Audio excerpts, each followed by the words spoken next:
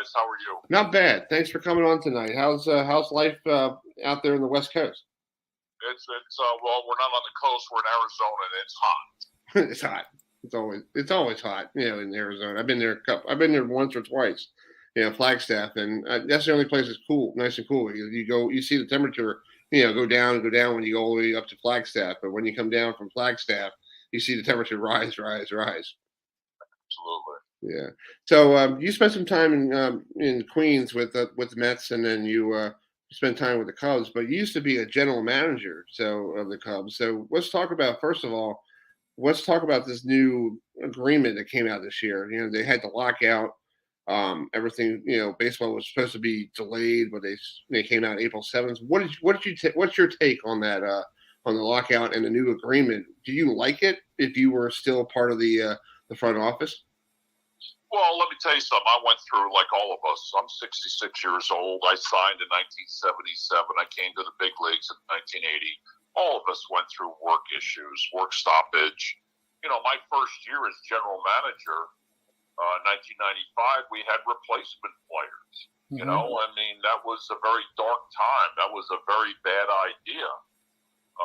My rookie year in 81, we had 56-day work stoppage. So I'm very familiar. It happens.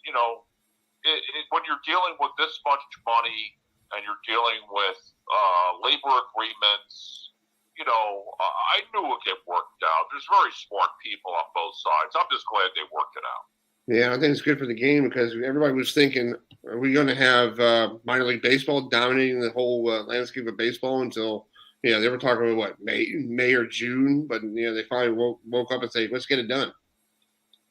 Yeah, well, let me tell you something. Major League Baseball did a really good thing, and this is not going to be a popular thing I'm saying, but there was 140 teams. There were too many teams. There were too many players. The facilities were terrible. The schedule was horrible. As a minor league player, when you're playing like 65, 70 days in a row, I was a minor league player for 3 years. I didn't sign and then go right to the big leagues. But, let me tell you something. The Major League Baseball got it right. They but they pared down the teams. They made sure the facilities were good. They pared down the schedule from 144 to 120 games. That means a lot when you're a minor league player. It's a brutal schedule. So I commend the commissioner and what he did. I really support what he did. George, you got something for Ed?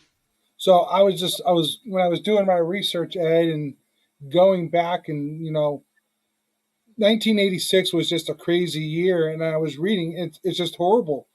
You went down with a knee injury and then lost your spot on the rotation, and then the Mets go to the World Series. That's a toughie. Yeah, it was. I was pitching a game in spring training, and a guy named Chris Patero hit a swinging bunt at Al Lang Field in St. Pete, and my spike caught. I turned.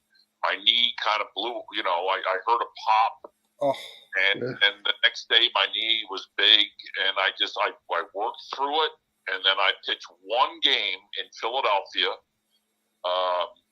1 2/3 innings, pitched well, for the Mets, and then the next day, my knee was like a football, and so they did surgery. I went down to the minor leagues on a rehab, and I'm on a rehab with AAA Norfolk, and I'm looking at the Mets roster, and their 11th pitcher was Rick Aguilera, who was making the minimum, who was a much better pitcher than I was. And the previous winter, I won a arbitration case against the Mets, so I was getting paid a hell of a lot more money than some of these young guys that were better pitchers than me. So I knew I was going to get traded at the end of my rehab. And you know what? I went to the Cubs, and I had a great time there. And, when I interviewed with Andy McPhail years later for the GM job, he said, hey, I was looking for a guy with a Cub connection. So if I didn't get, traded by the Mets that year and I didn't pitch for the Cubs, maybe I wouldn't have gotten the GM job. So sure, when you're in a business, guys, mm-hmm. You guys are in a business too. So Yep. when you say to people, boy, I can't believe this happens, you're telling them that you're incredibly naive or stupid. I mean, it's going to happen. It's a business, you know? Yeah. Yep. But you still won a World Series ring with the Mets, so that's pretty cool. You were on the roster. Gave me a ring. He really did. Yeah, that's a very prized possession of mine, and you know, I'm thankful for that. And you know, but I was there 5.5 years. Mm-hmm. You know, a lot of the players that were on that came up that year didn't get rings. They should have. Randy Myers, Barry Lyons, people like that, and you know. You know, a couple of guys said, well, the only reason he got a ring because he kissed Frank Cashin's ass. I was like, are you kidding me? I beat him in arbitration. You know? And then I was there 5.5 years before that. These other guys were there for 5.5 days. Right. You know? So I don't, hey, listen, Keith Hernandez and Ron Darling told me I could wear that ring wherever I want to wear it. That's good enough for me. That works. And real quick, before George asks you a question, did Ron Darling came with you from Texas, right? Well, he came and I was traded.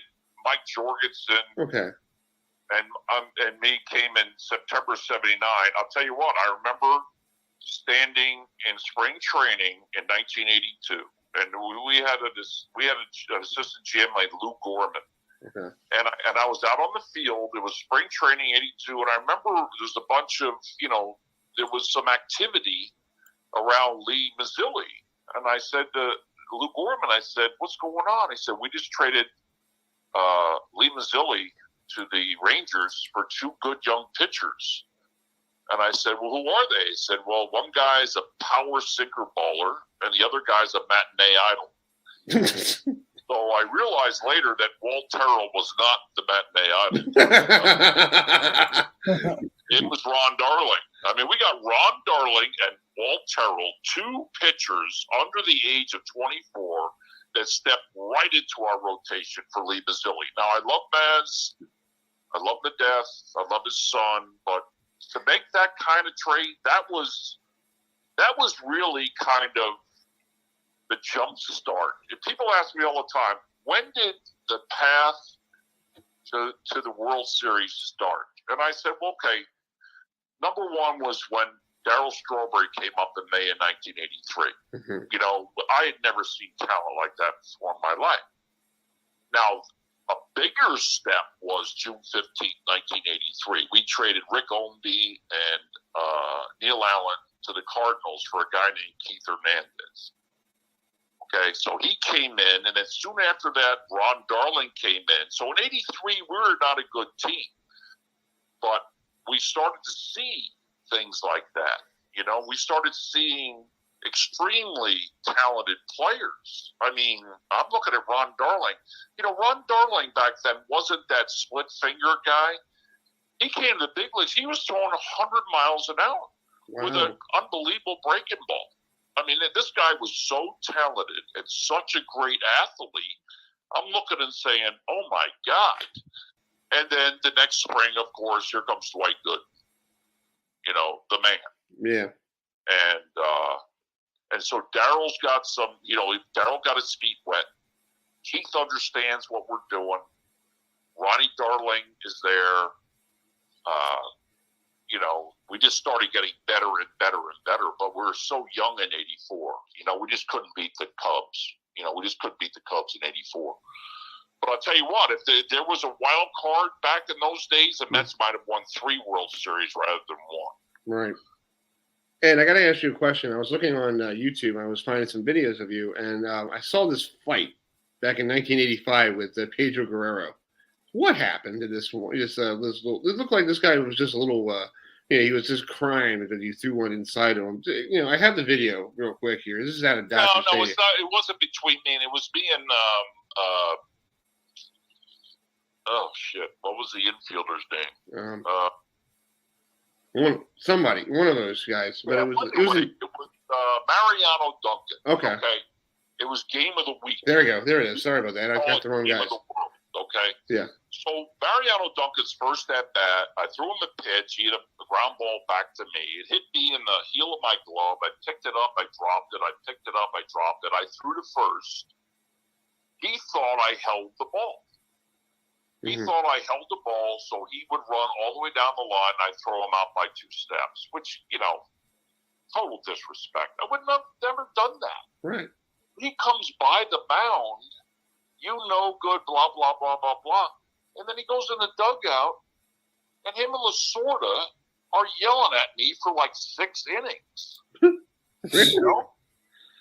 I'm like, what's going on? So, hey, go to YouTube. Yeah. If you guys go to YouTube, Ed Lynch, Mariano Duncan. So in the 6th inning, I strike him out on a breaking ball. He's walking back to the dugout. I'm screaming at him, "Go sit down, I'm not proud of my language." You clown, He charges the mound.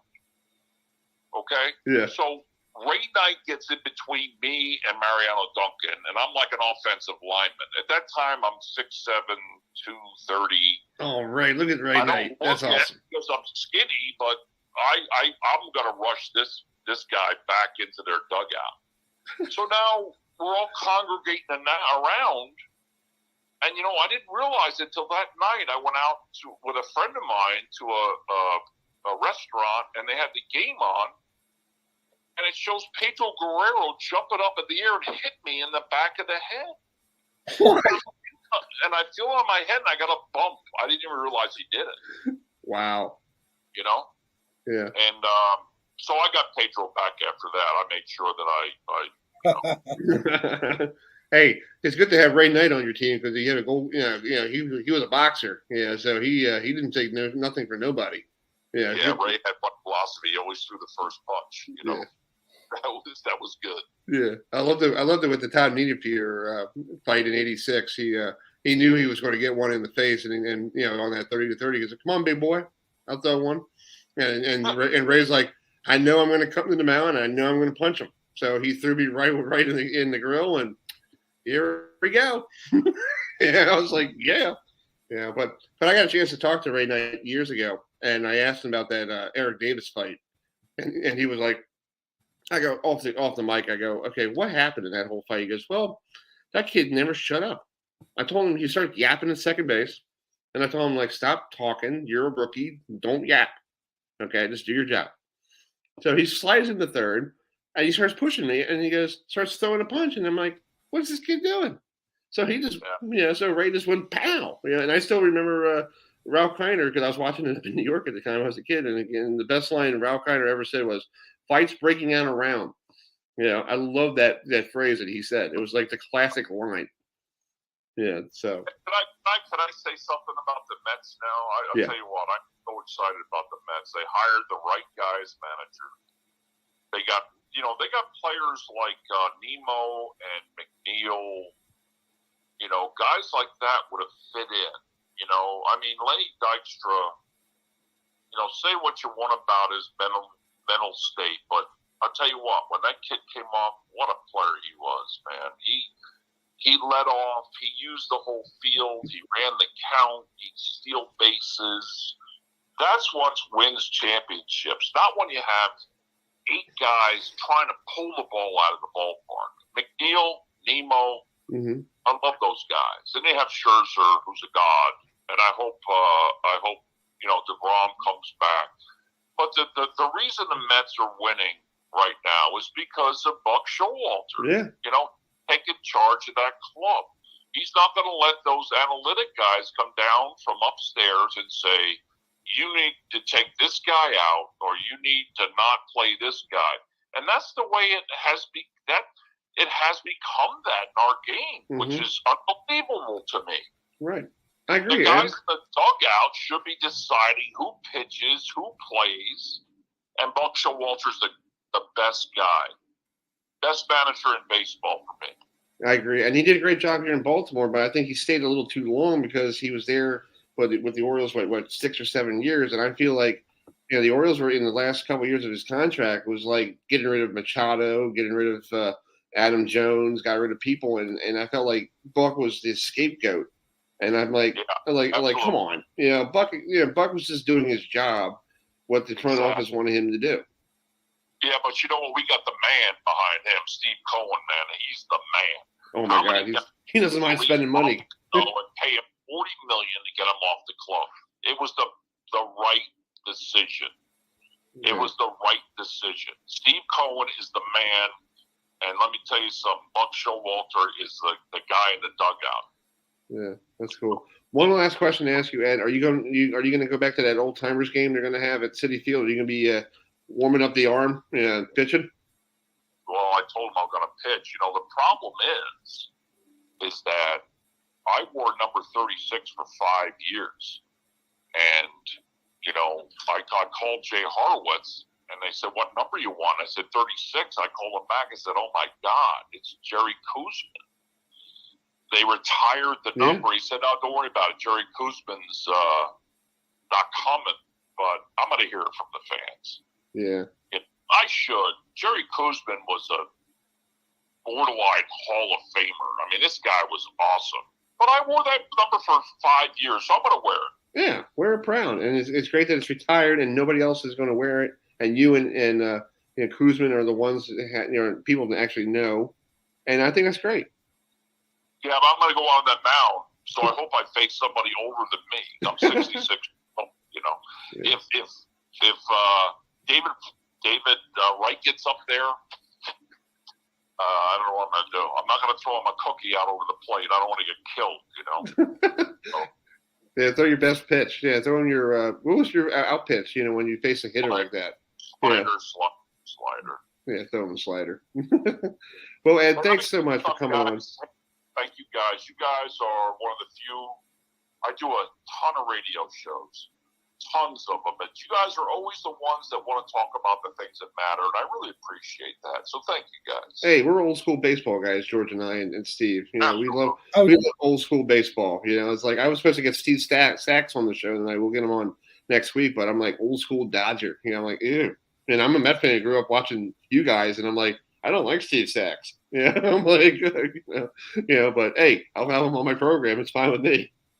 Absolutely, guys. Hey, thank you so much for having me on. I love you guys. Let's go Mets, huh? Yeah, let's go Mets. And I hope to see you at I'm hoping to make a trip up there for that old timers game. I think that'll be cool. Well, I'll be at, Keith has invited me to be his guest when they retire his number on July 9th. So I'll be there on the field with Keith. That's cool. What a great player. He was the guy that took us over the top in terms of leadership. Not talent, but leader. Great first baseman.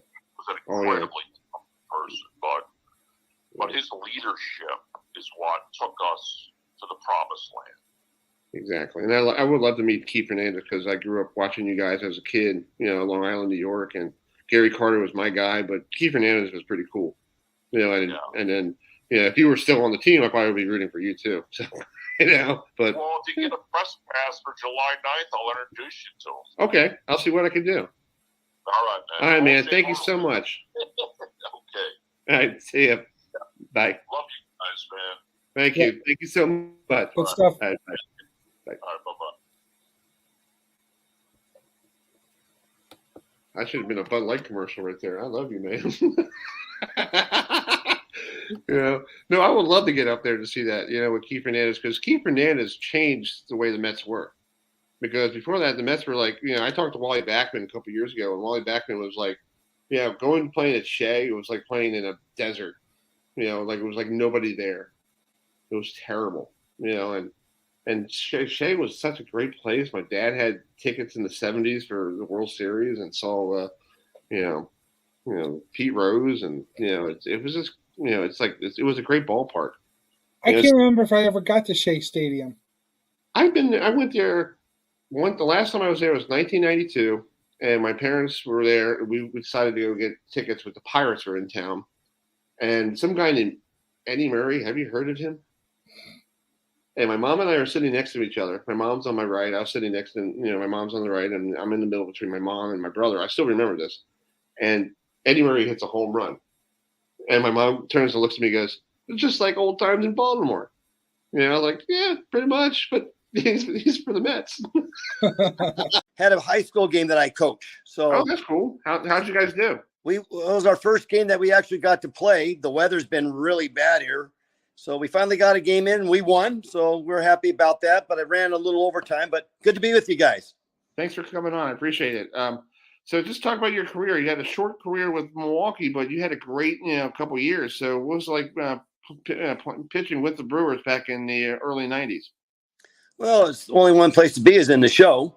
So, it was always my goal to make it to the major leagues. And, I battled my way and then I got my chance, my opportunity. I had some success. I had some bad times here and there too. But, you're playing against the best players in the world. And, as a starting pitcher, which I mostly did, you pitch one game, you sit for the fifth day again. But, I sat on the bench and got to watch, guys like Paul Molitor and Robin Yount, who became Hall of Famers, and, just playing against a lot of the other players in the league that end up being Hall of Famers. So just watching that caliber of baseball was, it doesn't get any better than that. Yeah, I do have to ask you, you played for Team USA in 1984 at the Olympics. What was it like playing in the Olympics in 84? It was just it was part of the Olympics. You got a medal, you got a silver medal, but what was it like playing in that experience at Dodger Stadium with all those cool teams coming into play? Well, we're still amateur players out of college. That's the way they did it at that time. They started using the professionals, which we only use our minor leaguers until 2000.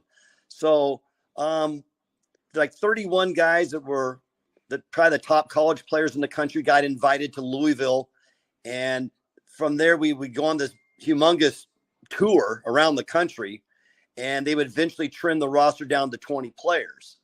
So we're a bunch of college guys, and on this tour, we played, I think, about 12 games before a major league game in a major league stadium. So that was kind of exciting for us.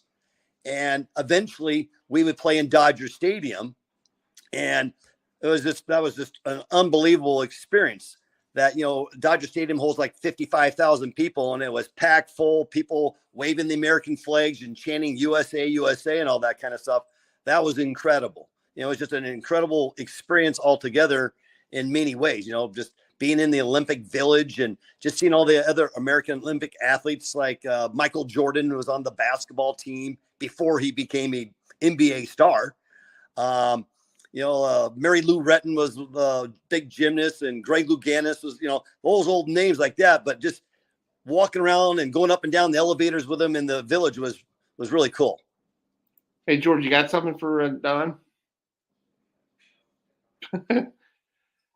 You got to get the microphone working there, buddy. Yeah. There you go. I hate the mute button. A couple guests before you, we had Doug Pryor on, and Greg Pryor. I'm sorry, I apologize. We got a lot of people coming on. We had some crazy moments to save me between now and then. Greg was talking about the game, and back in the day, even when you were playing, that's when baseball was the best. It was about playing the game. It was about a team. It was about the guys loving the game. And nowadays, the game is just so different, even what they've done as far as the rules with the game. What are your thoughts between baseball when you played and what baseball is today? Yeah, it has changed in a lot of ways, especially with those rules. They kind of made up these rules during COVID, the 2 7-inning doubleheaders, and okay, they got rid of that. But the one I'm still don't like is starting the runner on second base with extra innings. That's just, you give up a run, but it's not an earned run, but you can get a loss on your record. It changes statistics, which baseball is big time on the statistics throughout the history of the game for over 100 and something years, So that's changed. I mean, I would like to see them change that. Maybe through innings 10, 11, and 12, play it regular. But if it goes beyond that, when you really start killing your bullpen, I guess that's a reason, is maybe go to that in the 12th inning or something. Right. But, the rules have changed. They're trying to keep the game, for the fans. It kind of gets to be a little too long. I think in my day, those, like, we used to like play a game and then the game would end and guys would sit in the clubhouse and have a few beers and we'd play cards and we'd talk about the game and stuff like that. You know, from what I hear, I mean, these guys are more business. It's like, get out of the clubhouse locker room as quickly as you can and go do your other stuff, you know? And so, you know, just the way the game was played, you know, it's like the old thing. I don't want to sound like an old guy, but I probably will, is like when you did something good, you acted like you've done it before instead of like you have to have your premeditated, you know, cheer for yourself and scream and, you know, the antics that go along with all that kind of stuff, you know, bat flips and, you know, and then people talk about, oh, those unwritten rules, you know, well, it kept the game good for us in our era, at least, you know, so, you know, people can look at it whatever way, but if you want to ask a guy like me what my thoughts are, that's how I kind of, you know, I see things. Well, Doug, it's kind of funny because when we're talking about Greg earlier, I mentioned the bat flip thing. I mean, to me, it becomes kind of a showboat thing. It takes the thing away from it takes the attention from the team. It puts the attention on a specific person. And the rivals, they were rivals. You went and you didn't like the other team. And, you know, the other day, I guess it was yesterday, as a matter of fact, that there was a slide in second base. And then they called the guy out at second base for an illegal slide. Mm. The game is changing, and they say that, you know, like I said, they're trying to change it for the fans. I don't know which fans they're trying to change it for, because I just think the more these rules come out, the more they're ruining the game. Yeah, I mean, they're supposedly trying to protect players, but now, you know, you can't slide and take the shortstop out at second.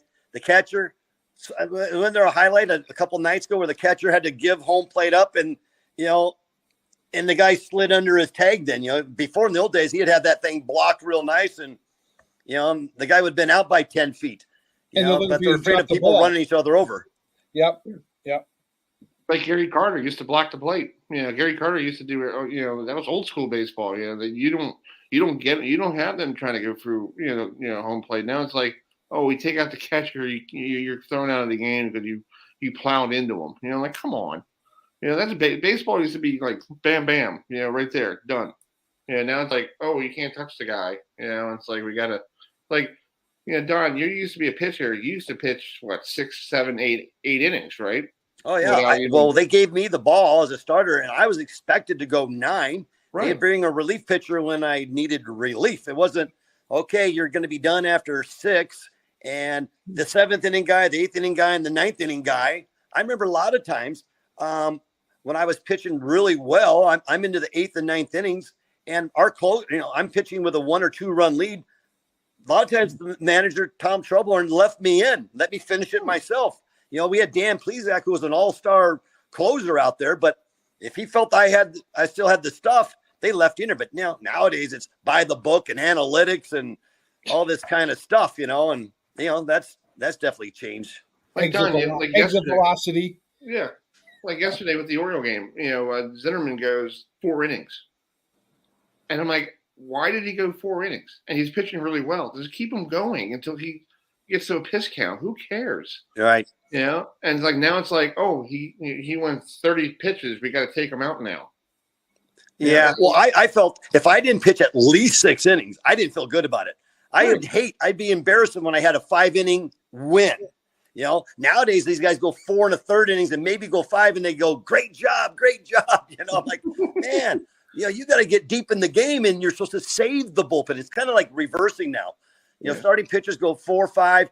If they go 6 or more, well, that's great, I guess. But they have to have like 8 guys to 10 guys out in the bullpen because they use them more.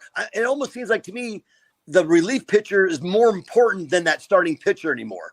And when I look at, you know, deals in the winter, they need starting pitcher. I go, well, so what? The guy is only going to go 5 or 6 innings anyway.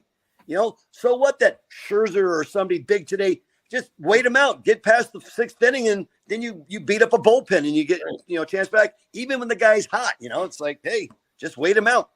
And Adam is, you know, before we send over to Adam, you know, it's now a bullpen game.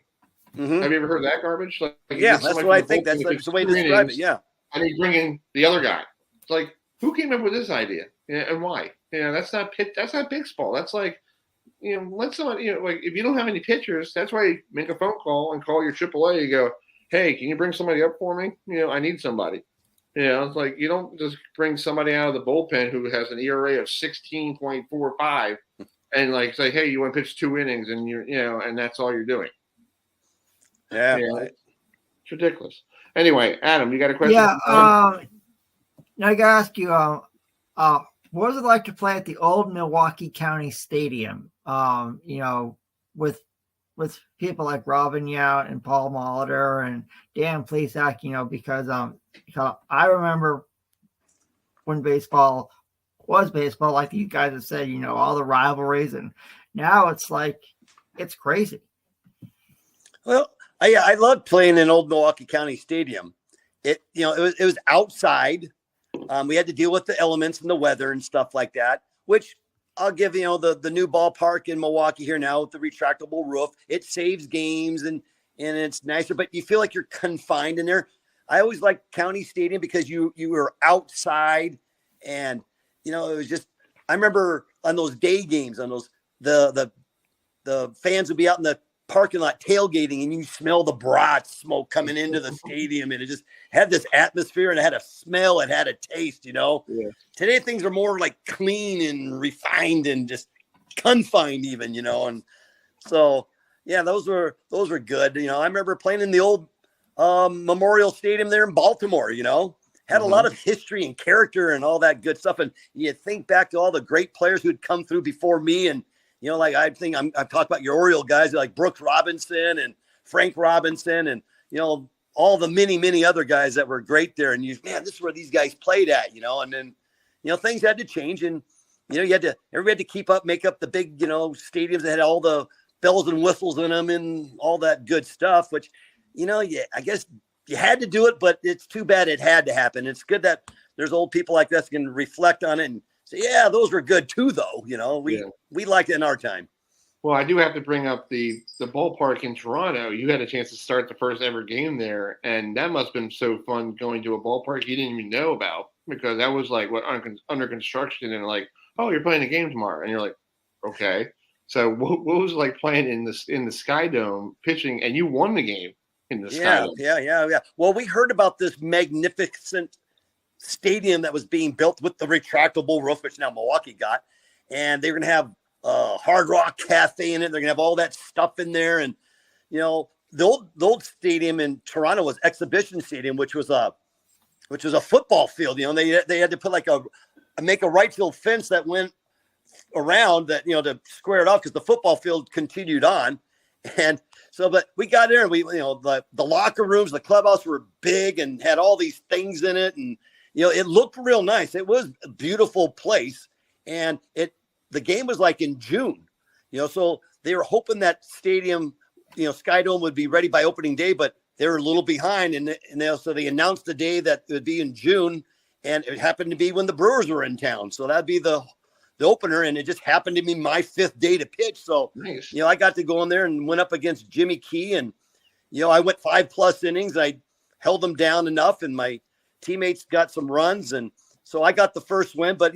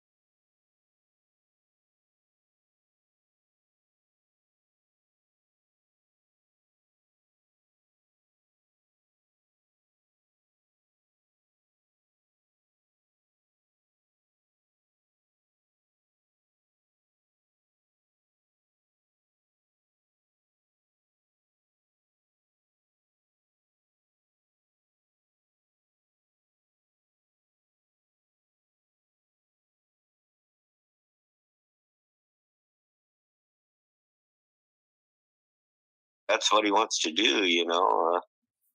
I retired from the regular tour, but I still want to bowl the senior tour because I love bowling out there, and it's fun, and I have a blast. Yeah, and you're still having fun. You're still having a good time, and you bowling in leagues on Tuesday and Mondays, right? Monday and Wednesday, yeah. So you're still bowling, so and you're still enjoying it, right? And it's something that you like to do. Well, yeah, and I still love bowling. I still love the competitions. I think I bowl more now than after I retired than before I retired. There's always something to bowl all over the weekends, so I'm always bowling something. I got the Resident Pro Championships coming up right at the beginning of the new year, and I got some things around here right after that. I'm going to Michigan in February, or January, and then I know I got a lot in February and March to do too, and then I know the Tournament of Champions is in March, so I'm not going to miss that. So I stay pretty busy and active in bowling still. Yeah, I had Tom Clark on last week on my program, and he was wanting me to ask you, are you coming to New Jersey? He wants you to come to New Jersey this year for the Players Championship. Are you going to make a trip up to New Jersey? Because that's a famous lanes for you. That's what you had. Oh gosh, I forgot the name of the bowl. It's not Carrier anymore. It's like But what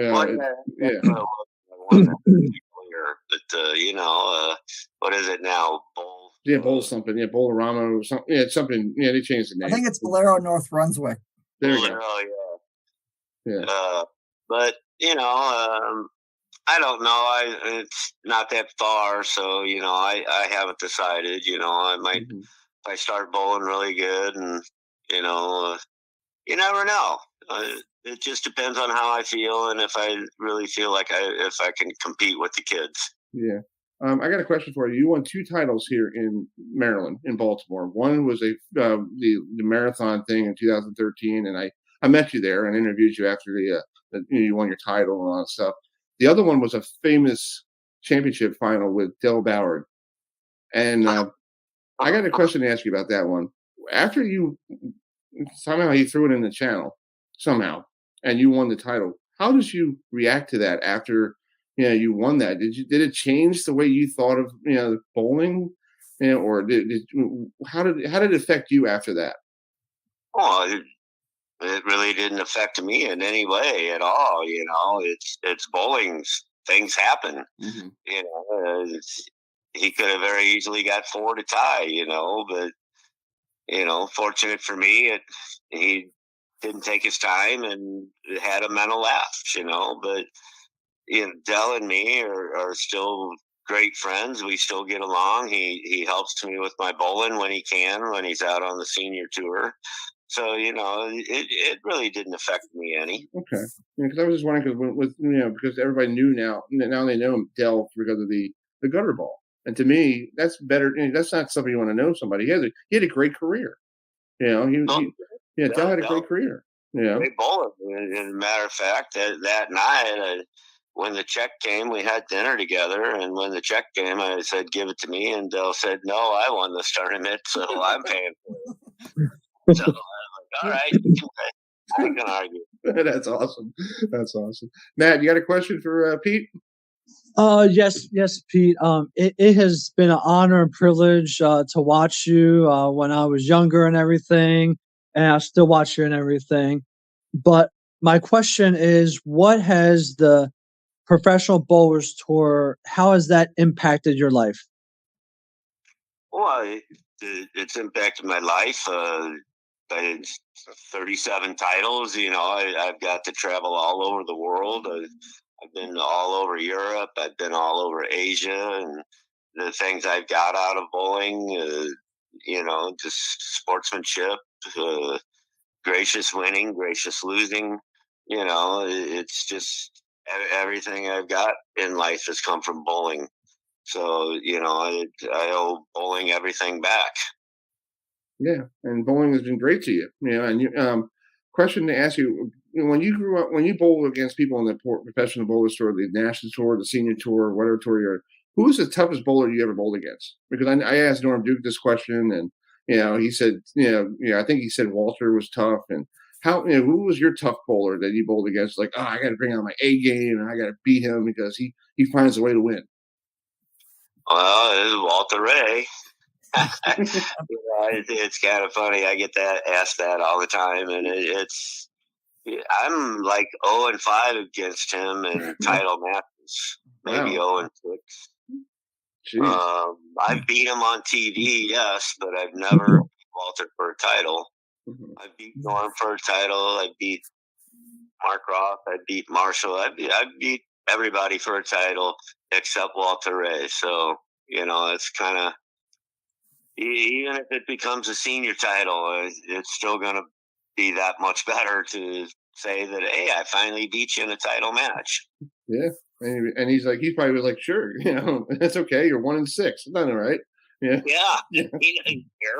Yeah, he doesn't care. He still gets a paycheck, So I do have to ask you a question about your baseball team, St. Louis Cardinals. What do you think about their off season right now? Because you're a big Cardinals fan. And I know back in July when I was trying to get you on, we had a power outage here. I was trying to get you on. You went to the Cardinals game. How do you like going to Cardinals baseball? Well, yeah, I like going. I have an in at the stadium, so yes, I like to go. But I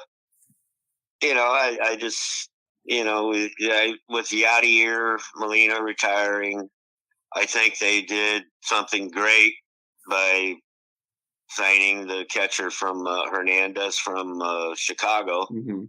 I'm sure that Yadier had a lot of say in that too. If I know the Cardinals, I'm sure, Yachty had something to say about that. And then with Pujols retiring, about time. About time.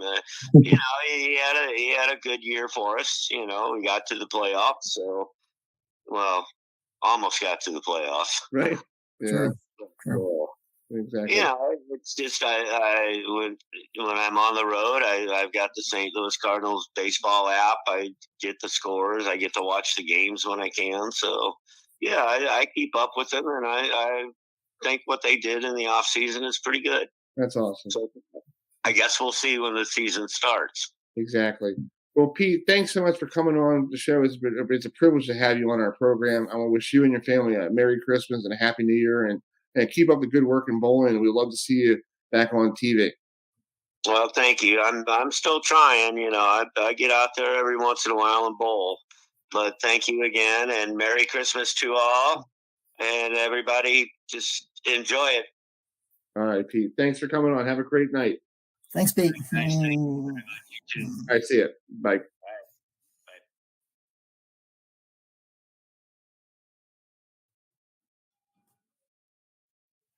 All right. That was the great Pete Weber on our program.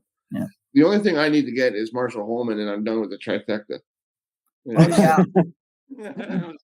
It's called Chris. It's called When I Go to Portland next year, I will find a way to get Marshall Holman on the show. Adam, you will? I mean, yeah, Matt. It's called. Didn't Chris tell you it's called earlier this year? I actually was part of the show live at Bayside Bowl in Portland, Maine, during the PBE League. So we had the owner of Bayside Bowl on, Charlie Mitchell. We had AJ Johnson, Kimberly Pressler stopped by for a couple minutes. So I had my phone, I had the link, and wow. And I was like, and next year we'll be doing it again. Yes. We'll be doing it again. As long as I go up to Maine, I'll bring the show up to Maine for everyone to enjoy. Yes, that'll be cool. Maybe I have to say, like I say, save my quarters. Yeah. It's called Matt, it's called you and Chris should come out to Bayside Bowl next September. It's called I got a lot of friends I could hook you up with, and there's a type of bowling that's only found in New England in the Maritime Province of Canada. It's called candlepin bowling, and it's a very popular type of bowling up there in New England. So it's like I got friends I go with every year. when I'm up there, and it's like we all have a blast. It's like it's going home to see friends and family, and I enjoy it. Yeah. So Adam, what do you live in New England? No, actually, I live in North Carolina. It's called once a year. What I do is I work at a grocery store, so it's like Chris knows this. My yearly vacation is getting on an airplane from Asheville Regional Airport, going up to Portland, Maine every year to go see friends and family for a week, and then come back home and go back to work the next day. Awesome. That sounds like fun because, New England, I don't know what their forecast is, but I know upstate New York is going to be getting slammed with the blizzard. Yeah, so it's New England, so it's like, okay, yeah. all right. Oh, yeah. I know we dodged it because we're only going to be getting rain and lots of wind. So trust me, if we were in that forecast of blizzard, which we're not, then we would